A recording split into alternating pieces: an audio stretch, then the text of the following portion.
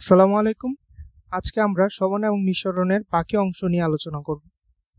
চলো আর বেশি দেরি না করে ক্লাসটি শুরু করা যাক। এখন আমরা যেই পাঠটা নিয়ে পড়াশোনা করব সে পাঠটার নাম হচ্ছে স্নায়ুতন্ত্র। স্নায়ুতন্ত্র বোঝার আগে আমাদের দুইটা শব্দের সাথে পরিচিত হতে হবে। দুইটা শব্দ কি? একটা হচ্ছে উদ্দীপনা আর একটা হচ্ছে উদ্দীপনায় সাড়া দেওয়া। উদ্দীপনা কি? একটা সহজ উদাহরণের মাধ্যমে যদি বোঝাই, সেক্ষেত্রে দেখা যায় যে বাসাবাড়িতে যখন কোনো ভালো কিছু রান্না হয়, সুগন্ধ আসতেছে, তখন কি হয়?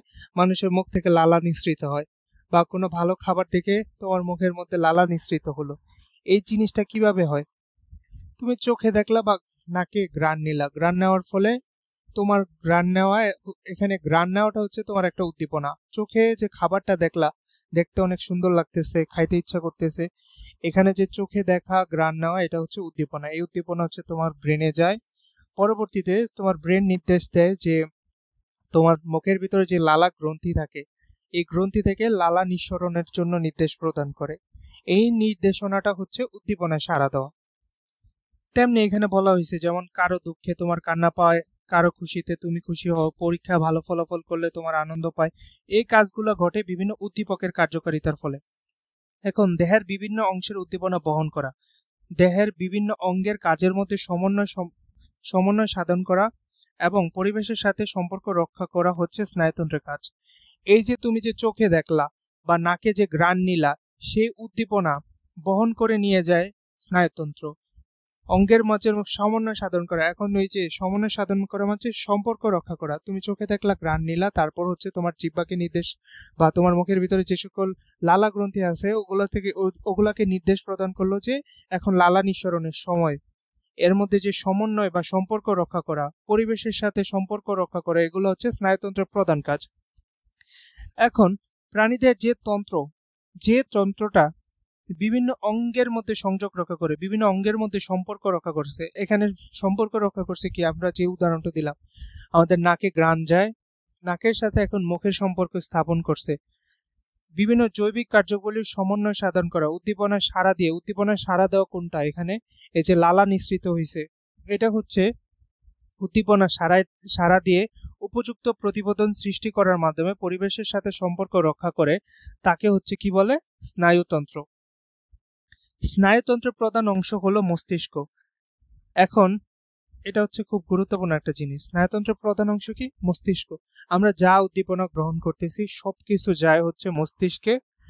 মস্তিষ্ক সেটার উদ্দীপনায় সাড়া দিয়ে তোমার বডিতে নির্দেশ প্রদান করে যে তোমরা এই কাজ করবা, ওই কাজ করবা। এখন সবকিছুর কন্ট্রোল সেন্টার হচ্ছে মস্তিষ্ক। উন্নত মস্তিষ্কের কারণে আমাদের যে মস্তিষ্কটা, সেটা অন্যান্য প্রাণীদের থেকে সুগঠিত এবং উন্নত, সে কারণে মানুষ সৃষ্টির সেরা জীব হিসেবে পরিগণিত হয়। মস্তিষ্কের অসংখ্য বিশেষ কোষ দ্বারা গঠিত, এরা নিউরন বা স্নায়ুকোষ নামে পরিচিত। স্নায়ুতন্ত্রের গাঠনিক এবং কার্যকরী একককে নিউরন বা স্নায়ুকোষ বলা হয়ে থাকে। আমাদের বডির প্রতিটা অংশই অসংখ্য কোষ দ্বারা গঠিত। সেরকম ভাবে আমাদের মস্তিষ্ক এবং স্নায়ুতন্ত্রের কোষগুলো যে কোষ দ্বারা গঠিত, সেগুলো হচ্ছে স্নায়ুকোষ বা নিউরন। নিউরন হচ্ছে মানবদের দীর্ঘতম কোষ মানে দৈর্ঘ্যে সবচেয়ে বড়, মানে এরা হচ্ছে মানবদের দৈর্ঘ্যের দিক থেকে সবচেয়ে লম্বা কোষ। নিউরন দুইটি প্রধান অংশ দিয়ে গঠিত, একটা হচ্ছে কোষদেহ এবং প্রলম্বিত অংশ। এখন কোষদেহ আর প্রলম্বিত অংশ কি, এর আগে আমরা চিত্রটা আর একটু ভালোভাবে দেখে নিই। এখানে যে অংশটুকু, এই অংশটুকে বলা হয়ে থাকে কোষদেহ। আর এই কোষদেহ থেকে যে সকল অংশের সৃষ্টি হয়েছে, যেমন এগুলা, তারপরে এখান থেকে যে শাখা প্রশাখা বের হয়েছে, এই সবগুলা হচ্ছে প্রলম্বিত অংশ। কোষদেহ হচ্ছে নিউরনের প্রধান অংশ। কোষদেহ বিভিন্ন আকৃতির হয়ে থাকে, গোলাকার হতে পারে, ডিম্বাকার হতে পারে, তারকাকৃতি বা নক্ষাকৃতি হতে পারে। কোষদেহের কোষ আবরণী সাইটোপ্লাজম এবং নিউক্লিয়াস থাকে, এর মধ্যে সেন্ট্রিওল থাকে না। এন্ড সেন্ট্রিওল কি? সেন্ট্রিওল হচ্ছে মানবদের কোষ বিভাজনের অত্যন্ত গুরুত্বপূর্ণ একটা অঙ্গাণু। এই সেন্ট্রিওল যদি না থাকে তাহলে কোষ বিভাজন হবে না। যেহেতু নিউরন বা স্নায়ুকোষের মধ্যে সেন্ট্রিওল থাকে না, যার কারণে এরা হচ্ছে কোষ বিভাজন ঘটেন। কোষ বিভাজন না ঘটার কারণে কোনোভাবে যদি কোনো একটা অংশের, বা ধরো কারো পায়ের মধ্যে এই যে নিউরন নষ্ট হয়ে গেছে, তাহলে কি হবে, সেই পাটা পুরোপুরি আর কি প্যারালাইজ হয়ে যায়। পুরো বডির সাথে আর নেটওয়ার্ক আর কি অনেকটা নেটওয়ার্কের সাথে তুলনা করা যায়। ধরো কোনো একটা তার ছিঁড়ে গেলে যেমন নেটওয়ার্ক বিচ্ছিন্ন হয়ে যায়, সেরকম ভাবে আমাদের এই যে কারো পা প্যারালাইজড হওয়া বা স্নায়ুতন্ত্র যদি নষ্ট হয়ে যায় বা নিউরন নষ্ট হয়ে যায়, সেক্ষেত্রে পুরো পায়ের সাথে ফুল বডির নেটওয়ার্ক ডিসকানেক্টেড হওয়া, এরকম একটা। তুমি চাইলেও পা নাড়তে পারবে না, সেখানে কোনো ব্যথা অনুভব করতে পারবে না।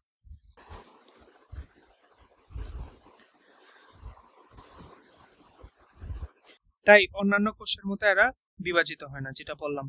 প্রলম্বিত অংশ, কোষ দেহ থেকে উৎপন্ন শাখা প্রশাখাকে প্রলম্বিত অংশ বলে। এই যে এটা হচ্ছে কোষ দেহ, এখান থেকে যে প্রলম্বিত বা বৃদ্ধি পেয়ে যে শাখা প্রশাখাগুলো সৃষ্টি হয়েছে, এগুলা সব হচ্ছে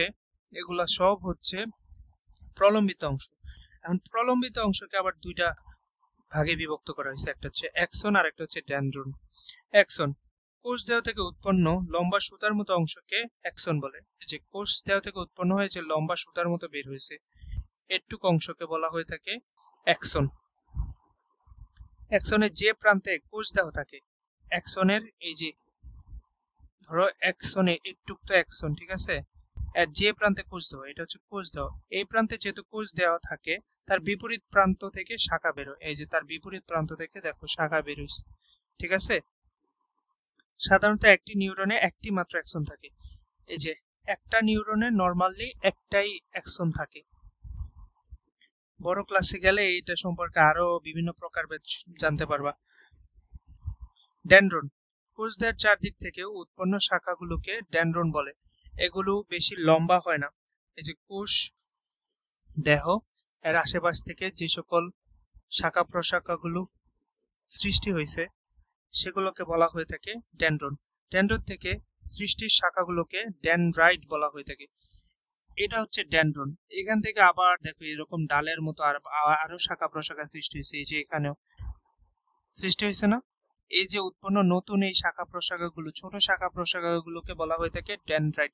এদের দ্বারা হচ্ছে স্নায়ুতন্ত্রের তাড়না নিউরনের দেহের দিকে পরিবাহিত হয়ে থাকে। নিউরনের দেহ মানে কি, এই যে এটা যদি ধরো মাথা, এই অংশগুলো হচ্ছে এর দেহ, ঠিক আছে। একটি স্নায়ুকোষের অ্যাক্সন অন্য স্নায়ুকোষের ডেনড্রাইটের সাথে মিলিত হওয়ার স্থানকে সিনেপস বলে। এই যে এটা হচ্ছে কোষ দেহ, এখানে হচ্ছে ডেনড্রন গুলো আছে, এটা হচ্ছে অ্যাক্সন। এখান থেকে যে শাখাগুলো সৃষ্টি হয়েছে, বলা হয়েছে যে অ্যাক্সনের এক প্রান্ত হচ্ছে শাখা প্রশাখার সৃষ্টি হয়। এই শাখা প্রশাখাগুলো কি করবে, আরেকটা স্নায়ুকোষ, এটা হচ্ছে আরেকটা স্নায়ুকোষ, এটা একটা স্নায়ুকোষ, এটা একটা স্নায়ুকোষ, এখানে অ্যাক্সন থেকে যে শাখা প্রশাখাগুলো সৃষ্টি হয়েছে, সেগুলো কি করবে, এই যে আরেকটা স্নায়ুকোষের ডেনড্রাইটের সাথে যুক্ত হবে, বুঝছো। আর এই যুক্ত হওয়ার স্থানকে বলা হয়ে থাকে সিনেপস। এই যে দুইটার মধ্যবর্তী অংশের মধ্যে যে কানেকশন সৃষ্টি হচ্ছে, এই অংশটাকে সিনেপস বলে। সিনেপসের মাধ্যমে স্নায়ুতাড়না এক কোষ থেকে অন্য স্নায়ুকোষে পরিবাহিত হয়ে থাকে। উদ্দীপনা পরিবহন, দেহের ভিতরে এবং বাইরের পরিবেশের সাথে সংযোগ রক্ষা করা, প্রাণীদের বিভিন্ন অঙ্গের মধ্যে কাজের সমন্বয় সাধন করা, মস্তিষ্কে স্মৃতি ধারণ করা, কোনো কিছু মনে রাখা, চিন্তা করা, বিভিন্ন কাজের নির্দেশ দেওয়া, পরিচালনা করা হচ্ছে নিউরনের কাজ। নিউরনের উদ্দীপনা বহন প্রক্রিয়া এই যে চিত্রের মাধ্যমে এখানে দেখানো হয়েছে, এই যে দেখো একটা উদাহরণের মাধ্যমে এই জিনিসটা খুব ভালোভাবে আমরা বুঝতে পারবো। ধরো আমরা কোনো খাবারের ঘ্রাণ নিলাম হচ্ছে নাক দিয়ে নেওয়ার পর সেখান থেকে যে স্নায়ুকোষ আছে নাকের মধ্যে, সেই স্নায়ুকোষগুলো কি করবে, যে স্নায়ু তাড়না বা উদ্দীপনা, এগুলো এই যে একটা স্নায়ুকোষ থেকে আরেকটা স্নায়ুকোষে ট্রান্সফার হবে। প্রথমে একটা স্নায়ুকোষে যাবে, পরে এখানে যে সিনেপসিস আছে, এখানে সিনেপস আছে, এই সিনেপসের মাধ্যমে এক স্নায়ুকোষ থেকে আরেক স্নায়ুকোষে, আবার এই স্নায়ুকোষ থেকে আবার আরেকটা সিনেপসের মাধ্যমে আরেকটা স্নায়ুকোষে যাবে। এভাবে একটা স্নায়ুকোষ থেকে আরেকটা স্নায়ুকোষে পর্যায়ক্রমে যেতে যেতে কেন্দ্রীয় স্নায়ুতন্ত্র বা ব্রেনে পৌঁছাবে। এখন জিনিসটা কি হবে, ব্রেনে যে ব্রেন তখন তোমাকে আর কি নির্দেশ প্রদান করবে, বা তোমার যে ধরো লালা গ্রন্থি আছে মুখের মধ্যে, সেই লালা গ্রন্থি থেকে লালা রসের জন্য এখন নির্দেশনা প্রদান করবে ব্রেন। এই তখন সেই নির্দেশনা এই যে আবার আরেকটা স্নায়ুকোষের মাধ্যমে পাঠাবে, যেটাকে বলা হচ্ছে আজ্ঞাবাহী নিউরন। এই আজ্ঞাবাহী নিউরন বলতে হচ্ছে যেটা হচ্ছে নির্দেশনা পরিবহন করে, ব্রেন থেকে আসা নির্দেশনা পরিবহন করে। এখন এই স্নায়ুকোষগুলো কি হবে, এই যে একটা স্নায়ুকোষের মাধ্যমে যাচ্ছে, পরে আবার এখানে সিনেপস আসলো, সিনেপসের মাধ্যমে আরেকটা স্নায়ুকোষে গেল, এভাবে আরেকটা সিনেপস আসলো, এভাবে আরেকটা স্নায়ুকোষে গেল, এভাবে অসংখ্য স্নায়ুকোষ পার হয়ে তারপর হচ্ছে আমরা যেটার মাধ্যমে হচ্ছে আমাদের কাজকর্ম সম্পাদন করব। এখানে আমাদের যে কাজটা সম্পাদিত হচ্ছে সেটা হচ্ছে আমাদের যে লালা গ্রন্থি আছে, লালা গ্রন্থি থেকে হচ্ছে লালা নিঃসরিত হবে। তো সেজন্য আমাদের মুখে যে লালা গ্রন্থিতে নির্দেশনা প্রদান করবে যে তোমার এখন লালা নিঃসরণের সময় হয়েছে, তখন কি হবে, মুখের যে লালা গ্রন্থি আছে লালা গ্রন্থি থেকে লালা নিঃসরণ শুরু হবে। আশা করি জিনিসটা আমরা বুঝতে পেরেছি। পরবর্তী যে জিনিসটা আমরা স্নায়ুতন্ত্রকে আবার তিনটা ভাগে বিভক্ত করা যায়, কেন্দ্রীয় স্নায়ুতন্ত্র, প্রান্তীয় স্নায়ুতন্ত্র, আর একটা হচ্ছে স্বয়ংক্রিয় স্নায়ুতন্ত্র, যে স্নায়ুতন্ত্রটা আর কি নিজে নিজে কাজ করে, আমাদের যেটার উপর কন্ট্রোল নাই। মস্তিষ্ক, কেন্দ্রীয় স্নায়ুতন্ত্র, কেন্দ্রীয় স্নায়ুতন্ত্রের অংশ হচ্ছে মস্তিষ্ক এবং মেরুজ্জু। কেন্দ্রীয় স্নায়ুতন্ত্র হচ্ছে আমাদের আচার আচরণ, আমাদের চালচলন সবকিছুর কন্ট্রোল সেন্টার হচ্ছে কেন্দ্রীয় স্নায়ুতন্ত্র। মস্তিষ্ক হলো সমগ্র স্নায়ুতন্ত্রের চালক। আমাদের সমগ্র যে স্নায়ুতন্ত্র চলতেছে এটার চালায় মস্তিষ্ক। এখন মস্তিষ্ক হচ্ছে ব্রেন। ব্রেনটা কোথায় সংরক্ষিত থাকে? ব্রেন আমাদের মাথায় থাকে, মাথার খুলির ভিতরে থাকে। খুলির ভিতরে এটা হচ্ছে সুরক্ষিত অবস্থায় থাকে। আর মেরুরজ্জু হচ্ছে স্পাইনাল কর্ড বা আমাদের মেরুদণ্ডের মধ্যে হচ্ছে মেরুরজ্জু সুরক্ষিত অবস্থায় থাকে। মানুষের মস্তিষ্কে করটি, ওই যে করটি হচ্ছে খুলি, করটির মধ্যে সুরক্ষিত থাকে। মস্তিষ্কে হচ্ছে মেনিনজেস নামক পর্দা দ্বারা আবৃত থাকে। পুরো যে মস্তিষ্ক আছে মানব মস্তিষ্ক, ওই মানব মস্তিষ্ক হচ্ছে মেনিনজেস নামক একটা পাতলা পর্দা দিয়ে আবৃত থাকে, যেটা এটাকে সুরক্ষিত রাখে। ধরো খুলির ভিতরে তো মস্তিষ্ক থাকে, এখন মানুষ যদি দৌড়ায় চলাচল করে তখন দেখা যাবে যে মস্তিষ্ক খুলির সাথে ঘর্ষণ হচ্ছে। তো এটা থেকে রক্ষা করার জন্য এই যে মেনিনজেস পর্দাটা কাজ করে থাকে। অনেক সময় দেখা যায় যে ছোট বাচ্চাদের এই যে মেনিনজেস নামক এই পর্দার মধ্যে ইনফেকশন দেখা যায়। এই ইনফেকশনটার নাম বলা হচ্ছে মেনিনজাইটিস। মানুষের মস্তিষ্কের প্রধান অংশ তিনটি: গুরু মস্তিষ্ক, মধ্য মস্তিষ্ক, পশ্চাৎ বা লঘু মস্তিষ্ক। অগ্র বা গুরু মস্তিষ্ক, গুরু শব্দের অর্থ মানে হচ্ছে বড়, লঘিষ্ঠ গরিষ্ঠ তোমরা পড়ে আসছো। এই গুরু মস্তিষ্ক হচ্ছে মস্তিষ্কের সবচেয়ে বড় অংশ হচ্ছে অগ্র মস্তিষ্ক। মস্তিষ্কের প্রধান অংশ হচ্ছে গুরু মস্তিষ্ক বা সেরিব্রাম। এটা ডান এবং বাম খণ্ডে বিভক্ত। এই যে এটা হচ্ছে মস্তিষ্ক, এই দেখো বাম ডান দুইটা খণ্ডে বিভক্ত না। এখন এই যে ডান খণ্ডটাকে বলা হয়ে থাকে ডান সেরিব্রাল হেমোস্ফিয়ার, আর বাম অংশটাকে বলা হয়ে থাকে বাম সেরিব্রাল হেমোস্ফিয়ার। আর ডান বাম দুইটা অংশকে মিলায় একসাথে বলে হচ্ছে সেরিব্রাম। মানব মস্তিষ্কে সেরিব্রাল হেমোস্ফিয়ার অধিকতর উন্নত এবং সুগঠিত। আমাদের দেহে যে সেরিব্রাল হেমোস্ফিয়ার এগুলো হচ্ছে অন্যান্য প্রাণী থেকে অধিকতর উন্নত সুগঠিত, এই কারণে আমরা শ্রেষ্ঠ জীব হিসেবে পরিচিত। এই দুই খণ্ড ঘনিষ্ঠভাবে স্নায়ুতন্ত্র দ্বারা যুক্ত। এই যে দুইটা খণ্ড মাঝখানে ফাঁকা অংশে দেখতে পাচ্ছ, আসলে কিন্তু এখানে হচ্ছে এই যে এই চিত্রটা যদি ভালো করে দেখো দুইটা অংশ কিন্তু এই যে মাঝখানে স্নায়ুতন্ত্র দিয়ে খুব শক্ত এবং মজবুত ভাবে যুক্ত আছে, বুঝছো? এর উপরিভাগ ঢেউতোলা এবং ধূসর বর্ণের। এই যে ঢেউ ঢেউ অবস্থা দেখা যাচ্ছে না, আর ধূসর মানে হচ্ছে গ্রে। এই যে রংটা দেখতে পাচ্ছ এটা হচ্ছে ধূসর বর্ণ বলা হয়ে থাকে। দেখতে ধূসর বর্ণ হয় একে ধূসর পদার্থ বা গ্রে ম্যাটার বলা হয়ে থাকে। গুরু মস্তিষ্কের অন্তঃস্তরে কেবলমাত্র স্নায়ুতন্তু থাকে। এই যে ভিতরে হচ্ছে কেবলমাত্র স্নায়ুতন্তু থাকে, এই কারণে এটার রং অনেকটা আর কি তুলনামূলকভাবে সাদা হয়ে থাকে, বুঝছো, বা শ্বেত বর্ণের হয়ে থাকে। এই কারণে এটাকে হচ্ছে কি বলে, শ্বেত পদার্থ বা হোয়াইট ম্যাটার। শ্বেত পদার্থের ভিতর দিয়ে স্নায়ুতন্তু এক স্থান থেকে অন্য স্থানে যায়। এই যে শ্বেত পদার্থ যেটা আছে এটার ভিতর দিয়ে স্নায়ুতন্তু এক স্থান থেকে অন্য স্থানে যায়। ধূসর পদার্থে কয়েকটি স্তরে বিশেষ আকারে স্নায়ুকোষ থাকে।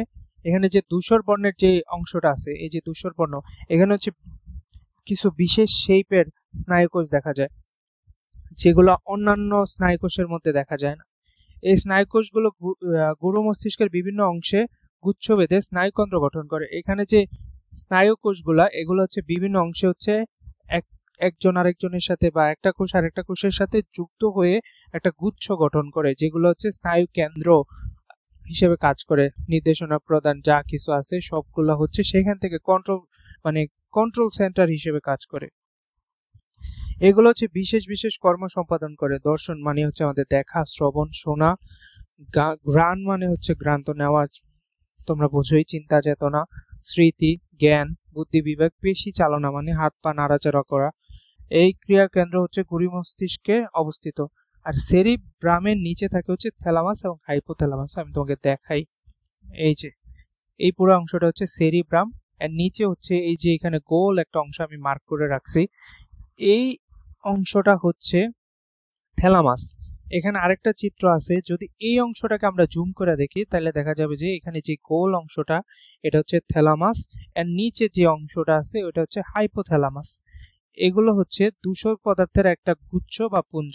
এগুলো হচ্ছে ক্রোধ, আমাদের লজ্জা লাগা, গরম, শীত, নিদ্রা, ঘুম, তাপ সংরক্ষণ করা, বডির টেম্পারেচার এর ভারসাম্য রক্ষা করা, চলন, এগুলো হচ্ছে এই অংশের কাজ। এরপর হচ্ছে মধ্য মস্তিষ্ক।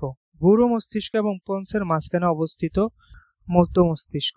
এই যে দেখো, এটা হচ্ছে গুরু মস্তিষ্ক আর এই যে এটা হচ্ছে পন্স। এর মাঝখানে যে অংশগুলো আছে এগুলো হচ্ছে মধ্য মস্তিষ্কের অংশ। এই মধ্য মস্তিষ্ক হচ্ছে দৃষ্টিশক্তি, শ্রবণ শক্তির সাথে সম্পর্কিত।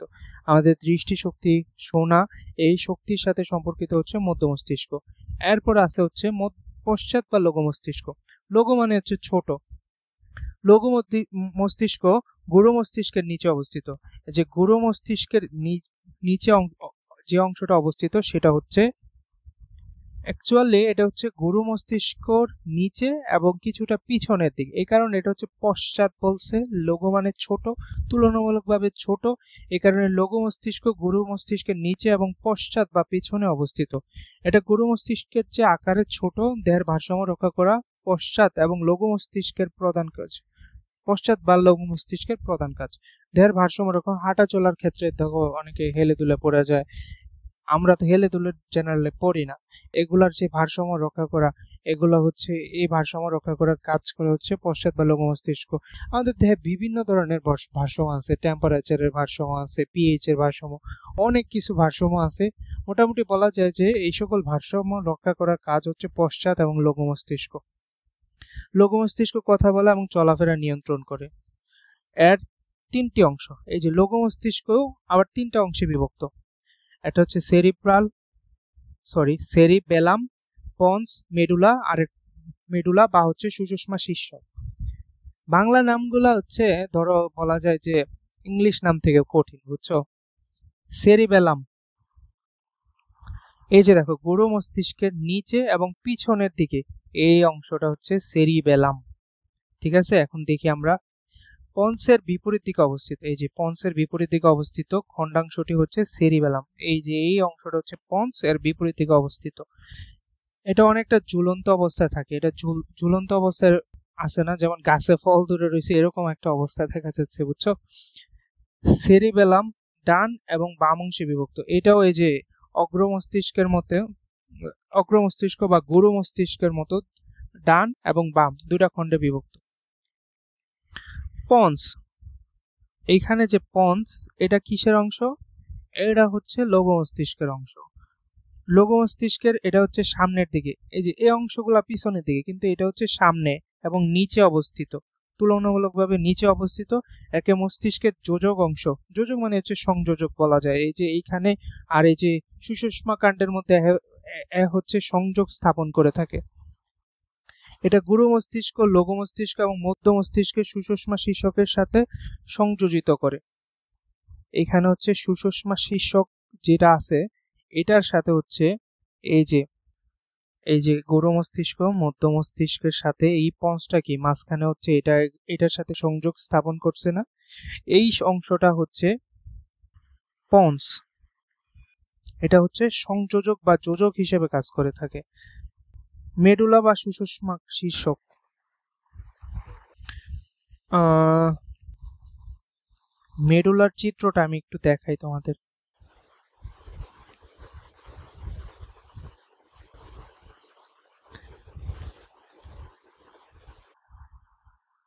এই যে দেখো, এই যে পন্সের নিচে এই যে এখানে যে গোলাপি রঙের যে অংশটা দেখতে পাওয়া যাচ্ছে, এটা হচ্ছে মেডুলা।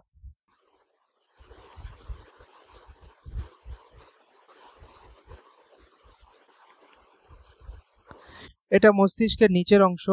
সুষুম্না শীর্ষক পন্সের নিম্নভাগ থেকে মেরুরজ্জের উপরের ভাগ পর্যন্ত বিস্তৃত। সুষুম্না শীর্ষক এটা হচ্ছে পন্সের এই যে নিচ থেকে শুরু করে মেরুরজ্জু বা সুষুম্না কাণ্ড আর মেরুরজ্জু হচ্ছে একই জিনিস, এর উপরিভাগ মানে উপরের অংশ পর্যন্ত বিস্তৃত। এটা মস্তিষ্ককে মেরুরজ্জের সাথে সংযুক্ত করে। মেরুরজ্জের সাথে মস্তিষ্কের যে সম্পর্ক বা যোগাযোগ রক্ষা করার মাধ্যম হচ্ছে এই যে মেডুলা বা সুষুম্না শীর্ষক। এই জন্য সুষুম্না শীর্ষককে মস্তিষ্কের বোটা বলা হয়ে থাকে। এটা হচ্ছে মস্তিষ্কের বোটা নামেও পরিচিত। মস্তিষ্কের এই অংশ হচ্ছে হৃদস্পন্দন, তারপর হচ্ছে খাদ্য গ্রহণ, শ্বসন ইত্যাদি কাজে নিয়ন্ত্রণ করে থাকে। এরপর মেরুরজ্জু। মেরুদণ্ডের মধ্যে হচ্ছে মেরুরজ্জু সংরক্ষিত থাকে। মেরুরজ্জুর ধূসর পদার্থ থাকে হচ্ছে ভেতরের দিকে। আমরা ব্রেনে পড়ছি কি যে ধূসর পদার্থটা হচ্ছে বাইরের দিকে থাকে, আর এখানে মেরুরজ্জুর মধ্যে কি হয়, ধূসর পদার্থটা হচ্ছে ভিতরে থাকে, শ্বেত বা সাদা অংশটা থাকে হচ্ছে বাইরের দিকে। এটা হচ্ছে মস্তিষ্কের উল্টা। মেরুরজ্জের শ্বেত পদার্থের ভিতর দিয়ে আজ্ঞাবাহী এবং অনুভূতিবাহী স্নায়ুতন্ত্রগুলো যাতায়াত করে। তারা আমাদের বডির এই যে বিভিন্ন অংশ পা থেকে এই যে এখানে সুতার মতো যেগুলো ছড়ায় ছিটা আছে, এগুলো হচ্ছে এক একটা স্নায়ু কোষ বা স্নায়ুতন্ত্র। তো এগুলা হচ্ছে কি এই যে মেরুরজ্জুর সাথে কানেক্টেড হইতেছে, দেখছো?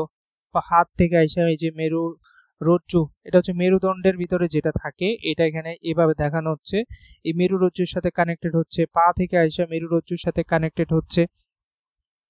অর্থাৎ আমাদের যে আজ্ঞাবাহী, তারপর অনুভূতিবাহী যে স্নায়ুতন্ত্রগুলো আছে, এই সবগুলো হচ্ছে মেরুরজ্জের শ্বেত পদার্থের ভিতর দিয়ে পরিবাহিত হয় বা যাতায়াত করে। এখন প্রতিবর্ত চক্র কি? জিনিসটা হচ্ছে, ধরো একটা মশা তোমাকে কামড় দিল, সাথে সাথে তোমার অন্য হাত দিয়ে সেই মশাটাকে তুমি মেরে ফেললা। এই জিনিসটা যে হইছে, অনেক সময় দেখা যায় যে এটা তোমার কন্ট্রোলই নেই। আবার দেখা যায় যে এই যে অনেক সময় দেখো ওই যে হাতুড়ি দিয়ে দেয়ালে যখন পিন পিন মারা হয়, তখন দেখা যায় যে আমরা নিজের অজান্তেই চোখ বন্ধ করে দিই। আগুন জ্বালানোর সময় চোখ বন্ধ হয়ে যায়, কোনো একটা ভয় পাইলে আমাদের চোখ বন্ধ হয়ে যায়। এটা কেন হয়? এই যে কারণে এটা হয়, এটা হচ্ছে এই প্রতিবর্ত চক্র। আমরা এখন এই প্রতিবর্ত চক্র সম্পর্কে জানবো। এখানে কি লেখছে দেখো, তোমার হাতে মশলা, তোমরা কি করবা? মশাটাকে মারবা, মারার চেষ্টা করবা। আবার তোমার হাতে মশা, তুমি কিভাবে টের পেলে? তুমি মশার কামড় অনুভব করেছো, তাই তুমি এমনটা করেছো। তুমি মশার কামড় অনুভব করেছো স্নায়ুতন্ত্রের উদ্দীপনার কারণে। স্নায়ুতন্ত্রের মাধ্যমে যে উদ্দীপনা তোমার ব্রেনে গেছে, সেটার কারণে তুমি অনুভব করেছো। এই স্নায়ু ক্রিয়া বা উদ্দীপনা সাড়া দেওয়া হয়। তাই আয়নাতে আলো ফেলার সঙ্গে সঙ্গে যেমন আলো প্রতিফলিত হয়, প্রতিবর্তক ক্রিয়া ততটাই। আচ্ছা, প্রতিবর্তক ক্রিয়াটা হচ্ছে এত ফাস্ট কাজ করে।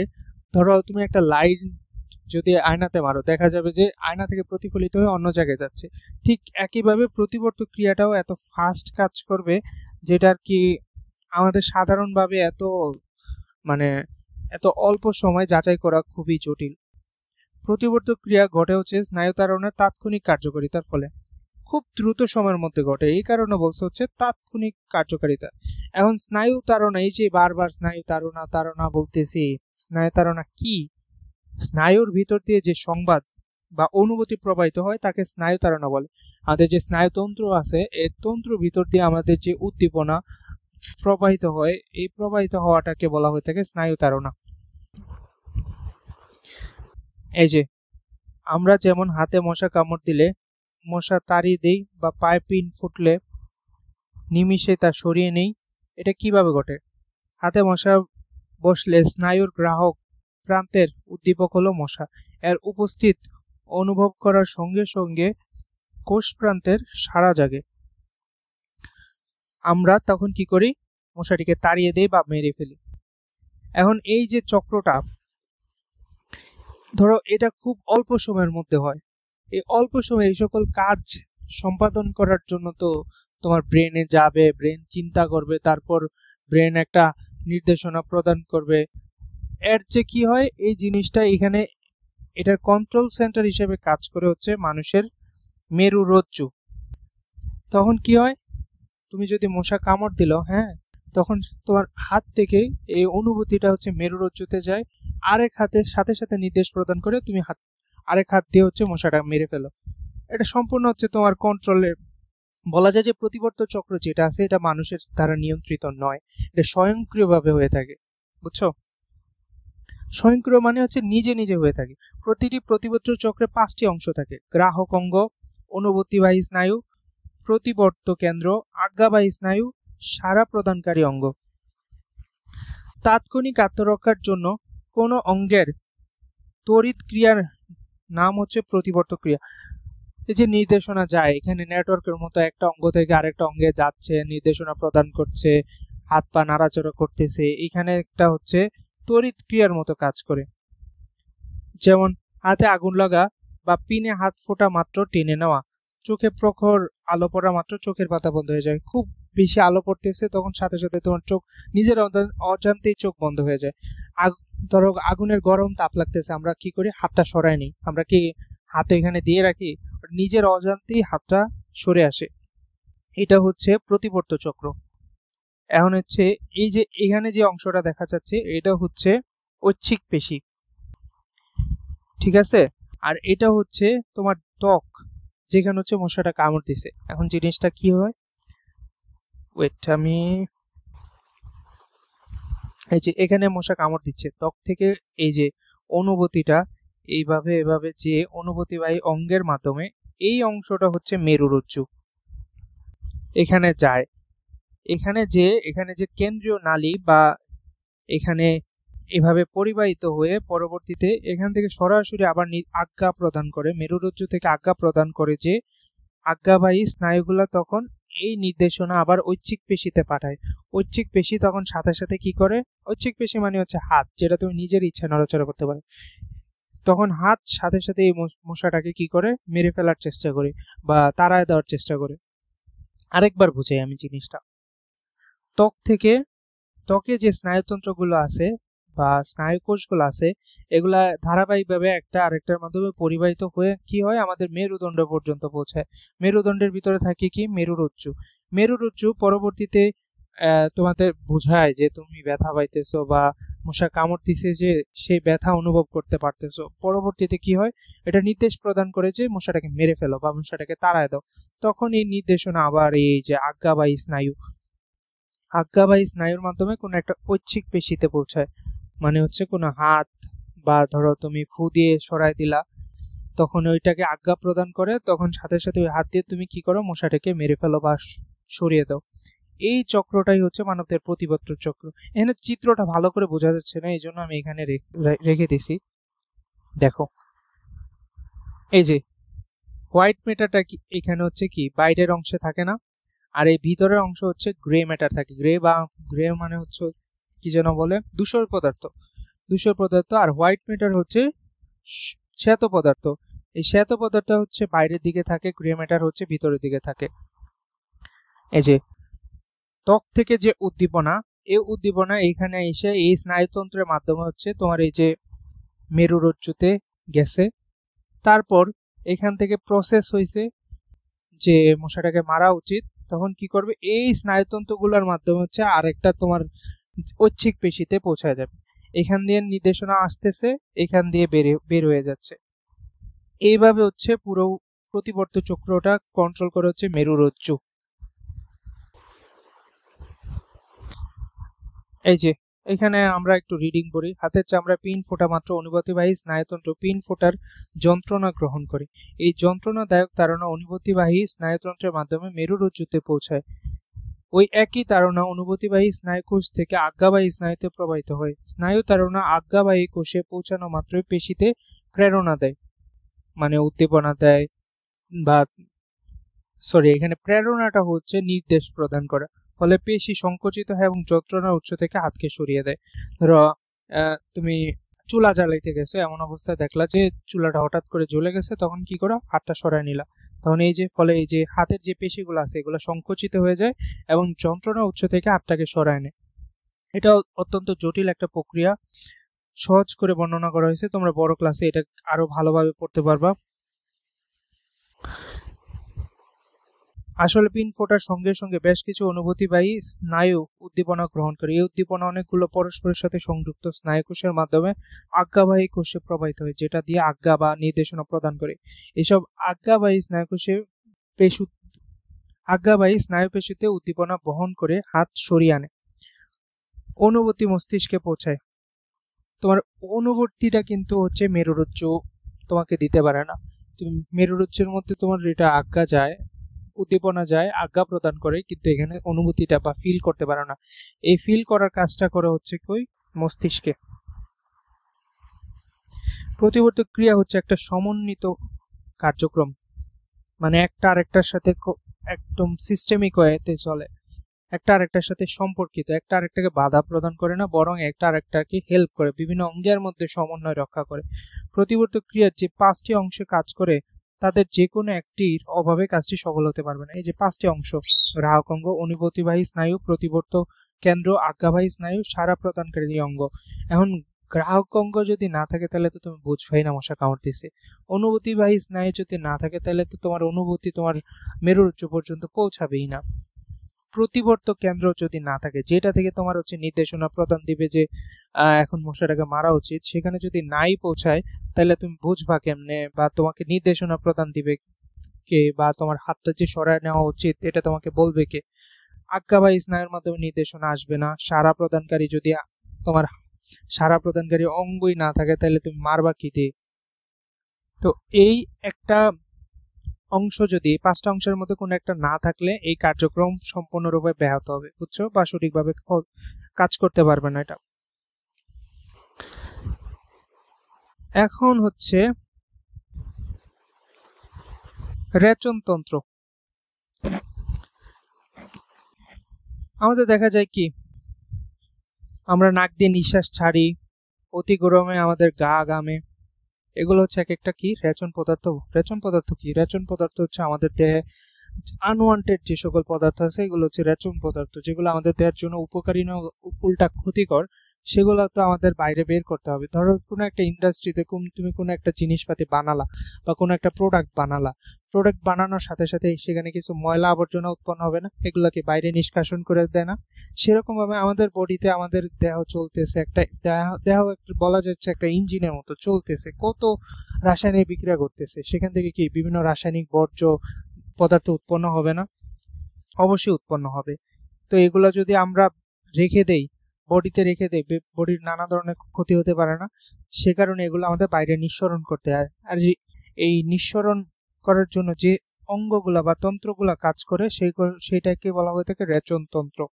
আর যে পদার্থগুলো বাইরে নিঃসৃত হয় সেটাকে বলা হচ্ছে রেচন পদার্থ। রেচন পদার্থ হলো সেই সব পদার্থ যেগুলো দেহের জন্য ক্ষতিকর এবং অপ্রয়োজনীয়। রেচন বলতে দেহের বর্জ্য পদার্থের নিষ্কাশনের ব্যবস্থাকে বোঝানো হয়ে থাকে। নিষ্কাশন, বিপাকের ফলে পানি, বিপাক হচ্ছে আমরা যে খাবারগুলা খাই এই খাবারগুলোকে ভেঙে শক্তি উৎপাদনের প্রক্রিয়াটা হচ্ছে বিপাক। তারপর হচ্ছে কার্বন ডাইঅক্সাইড, ইউরিয়া, এইসব দূষিত পদার্থ দেহ তৈরি হয়। নিয়মিত যদি এগুলো আমাদের দেহ থেকে আমরা বের না করে দিই তাহলে স্বাস্থ্য হানি করতে পারে।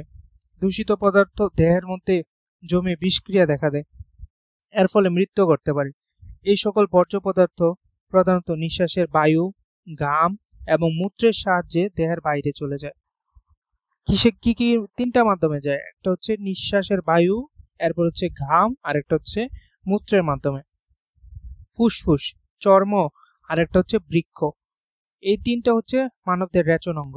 এখানে ফুসফুস যেটা, সেটা হচ্ছে একই সাথে শ্বসন এবং রেচন অঙ্গ। শ্বসন মানে কি, আমরা যে নিঃশ্বাস প্রশ্বাস নিচ্ছি, এখানে হচ্ছে যে সম্পূর্ণ প্রসেসটা এটা কন্ট্রোল করে কে, আমাদের ফুসফুস বা লাংস। আর এটা হচ্ছে আমাদের বডিতে যে কার্বন ডাইঅক্সাইড উৎপন্ন হয়, এই কার্বন ডাইঅক্সাইডটা বাইরে বের করে দেওয়ার কাজ করে। কার্বন ডাইঅক্সাইড কি আমাদের বডির জন্য ক্ষতিকারক, এটা বাইরে বের করে দিতেছে, এই কারণে এটাও একটা রেচন অঙ্গ। চর্ম, চর্ম কি করে? আমরা দৌড়াদৌড়ি করলাম, পরিশ্রম করলাম আমাদের হাত পা ঘামে। এখানে ঘামের মাধ্যমে হচ্ছে আমাদের দেহ থেকে বিভিন্ন ধরনের বর্জ্য পদার্থ বের করে দেয় হচ্ছে চামড়া বা ত্বক বা স্কিন। বৃক্ক বা কিডনি, বৃক্ক বা কিডনি হচ্ছে ধরো আমরা যে মূত্র নিঃসরণ করি, মূত্রের মাধ্যমে আমাদের দেহের মোস্ট অফ দা বর্জ্য পদার্থ হচ্ছে বাইরে নিষ্কাশিত হয়। কার্বন ডাইঅক্সাইড ফুসফুসের মাধ্যমে, লবণ জাতীয় ক্ষতিকর পদার্থ চর্মের মাধ্যমে, বৃক্কের মাধ্যমে নাইট্রোজেন জাতীয় তরল পদার্থ, নাইট্রোজেন যুক্ত তরল কি ইউরিয়া, ইউরিক অ্যাসিড, আরো বিভিন্ন ধরনের পদার্থ আছে, এই সকল দূষিত পদার্থ পরিত্যক্ত হয়। মূত্রের মাধ্যমে দেহের শতকরা 80 ভাগ, আমাদের যে পুরা বর্জ্য পদার্থ আছে তার মধ্যে 80 ভাগ হচ্ছে নাইট্রোজেন গঠিত যে সকল বর্জ্য আছে সেগুলো হচ্ছে মূত্রের মাধ্যমে পরিবাহিত হয়ে থাকে বা পরিত্যক্ত হয়ে থাকে, বাইরে নিঃসৃত হয়ে থাকে। এই কারণে বৃক্ককে বলা হয়ে থাকে মানবদের প্রধান রেচন অঙ্গ। মানবদের প্রধান রেচন অঙ্গ কি? বৃক্ক। এখন যদি তুমি ফুসফুস দাও তোমাকে কি নাম্বার দিবে? যে তন্ত্র রেচন কার্যে সাহায্য করে তাকে রেচন তন্ত্র বলে। এই পুরা প্রসেস, এইখানে দেখো কিডনি আছে, তারপর হচ্ছে এই যে এখান থেকে হচ্ছে মূত্র না, এখানে হচ্ছে কিডনি আছে, তারপরে যে কিডনি থেকে ইউরেটারের মাধ্যমে হচ্ছে মূত্র থলিতে এসে মূত্র জমা হয়, তারপর হচ্ছে মূত্র নালীর মাধ্যমে হচ্ছে মূত্র নিঃসৃত হয়ে থাকে। এটা হচ্ছে মূত্র থলি, যেখানে আইসা হচ্ছে মূত্র জমা থাকে। এখানে আইসা একটা লিমিট পার হওয়ার পর ধরো অনেকক্ষণ ধরে এখানে জমতেছে আর জায়গা হইতেছে না, এমন অবস্থায় তোমার মধ্যে অনুভূতি আসবে যে তোমার এখন মূত্র ত্যাগ করা উচিত। তখন এই অনুভূতিটা আর কি তোমার ব্রেনে পৌঁছায়, তখন তুমি বুঝতে পারো। এই মূত্র থলি থেকে পরবর্তীতে কি করো, যে মূত্র নালীর মাধ্যমে তুমি হচ্ছে মূত্র নিঃসরণ করে থাকো। এখানে যে পুরা এতগুলা অঙ্গ, এরপর হচ্ছে বিভিন্ন ধমনী, শিরা, ইউরেটর, মূত্র থলি, এগুলা যে একসাথে একটা কাজ করতেছে, এই পুরা অংশটা হচ্ছে একটা কাজ সম্পাদনের জন্য কাজ করে যাচ্ছে। এটা হচ্ছে কি, এই তন্ত্রটা হচ্ছে রেচন তন্ত্র নামে পরিচিত। এটা একটা পরীক্ষা, তোমরা একটু রিডিং পড়ে নিও। অল্প পরিমাণে কার্বন ডাইঅক্সাইড দেহের জন্য তেমন ক্ষতিকর নয়, কিন্তু বেশি পরিমাণ কার্বন ডাইঅক্সাইড বিষাক্ত এবং দেহের জন্য অত্যন্ত ক্ষতিকারক। শ্বসন ক্রিয়ার মাধ্যমে আমাদের দেহকোষ থেকে বর্জ্য হিসেবে এই গ্যাস তৈরি হয়ে থাকে। কোষ থেকে রক্ত কার্বন ডাইঅক্সাইড বহন করে ফুসফুসে নিয়ে যায়। কি করে? এই যে রক্ত আমাদের দেহ কোষের মধ্যে হচ্ছে শ্বসন, মানে হচ্ছে তুমি যে খাবারগুলা খেলা, খাবারগুলা ভাঙনের প্রক্রিয়া হচ্ছে শ্বসন।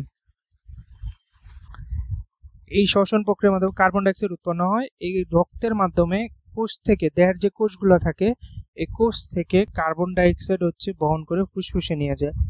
নিঃশ্বাসের বায়ুতে শতকরা, মানে হচ্ছে তুমি যে শ্বাস নাও, নিঃশ্বাসের বায়ুতে 4 ভাগ হচ্ছে কার্বন ডাইঅক্সাইড থাকে। কার্বন ডাইঅক্সাইডের সাথে এখানে বিভিন্ন ধরনের অন্যান্য গ্যাসও থাকে, আর এর সাথে হচ্ছে জলীয় বাষ্প থাকে।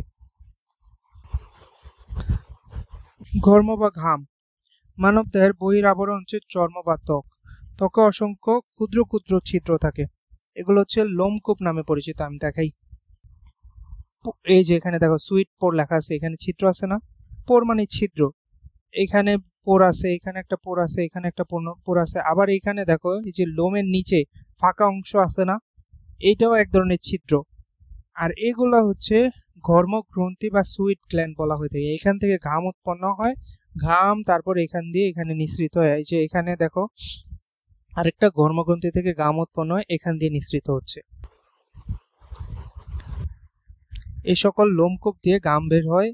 ঘামে সাধারণত পানির সাথে লবণ, সামান্য কার্বন ডাইঅক্সাইড এবং অন্যান্য ক্ষতিকর অপ্রয়োজনীয় পদার্থ থাকে। মূত্র, বৃক্ক বা কিডনিকে হচ্ছে মূত্র তৈরি কারখানা হিসেবে অভিহিত করা হয়। দেহের পেছনে মেরুদণ্ডের দুই পাশে 2টা বৃক্ক থাকে। ধরো এটা হচ্ছে মেরুদণ্ড, এই যে মেরুদণ্ডের বোনগুলা, এখানে দুই পাশে 2টা কিডনি থাকে, অনেকটা সিমের বিচির আকৃতি। এটা হচ্ছে ছাঁকনির মতো কাজ করে। ছাঁকনির মতো কাজ করে কিভাবে?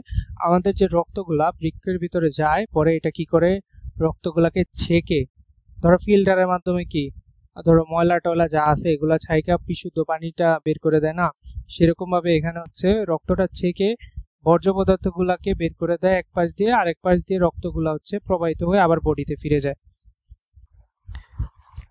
যকৃৎ আমাদের দেহের অতিরিক্ত অ্যামাইনো অ্যাসিডকে ভেঙে ইউরিয়া, ইউরিক অ্যাসিড, অ্যামোনিয়া ইত্যাদি নাইট্রোজেন গঠিত বর্জ্য পদার্থ তৈরি করে থাকে। এগুলো দেহের জন্য ক্ষতিকর। বৃক্কের রক্ত ক্ষতিকর পদার্থ ছেঁকে নেয়। এই ক্ষতিকর পদার্থগুলো পানির সাথে মিশে হালকা হলুদ বর্ণ তৈরি করে থাকে। ইউরেটারের মাধ্যমে মূত্রথলিতে এগুলো জমা হয়। ইউরেটার কি আমি আরেকবার দেখাই তোমাদের। এই যে বৃক্ক থেকে ইউরেটারের মাধ্যমে এটা মূত্রথলিতে জমা হয়। এইখানে বলছে এই পদার্থ পানির সাথে মিশে মূত্রের কালার অনেকটা হালকা হলুদ, এই যে অনেকটা এই কালারের মতো, ঠিক আছে। এটা হয় কিসের কারণে? ইউরোক্রোম নামক একটা রঞ্জক পদার্থ থাকে মূত্রের মধ্যে, যেটার কারণে এই যে আমাদের মূত্রটা এই কালারের হয়ে থাকে। নির্দিষ্ট সময় পর মূত্রের ব্যাগ অনুভূত হয়। মলদ্বারের সাথে মূত্রথলির দ্বারেরও সংকোচন প্রসারণ ঘটে। ধরো আমরা যে পথ দিয়ে মল নিঃসরণ ঘটে সেটা মলদ্বার সংকোচন প্রসারণ ঘটতে পারে। সেরকম ভাবে আমাদের যে মূত্রথলির দ্বার বা দরজা বা পথ, ওটা সংকোচন প্রসারণ হতে পারে, যার মাধ্যমে আমি চাইলে এখন আমাদের মূত্র যে আটকায় রাখা যায়, পরে আবার নিঃসরণ করা যায়। যদিও মূত্র আটকায় রাখা উচিত না, ব্যাগ পেলে সাথে সাথে মূত্র ত্যাগ করতে হবে, না হলে আমাদের কি হয়, এই কারণে দেখা যায় যে অনেক সময় আমাদের কিডনিতে পাথর হয়, আর বিভিন্ন ধরনের রোগ সৃষ্টি হয়।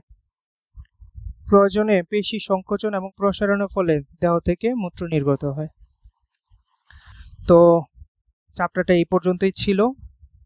এই চ্যাপ্টারে যদি তোমাদের কোনো কিছু বুঝতে সমস্যা হয় বা অসুবিধা হয়, সেক্ষেত্রে তোমরা কমেন্ট বক্সে জানাবা। আর এর পরবর্তীতে তোমরা কোন চ্যাপ্টারটা পড়তে চাচ্ছ সেটাও আমাকে জানাতে পারো, সেক্ষেত্রে আমি সেই চ্যাপ্টার নিয়ে আসবো।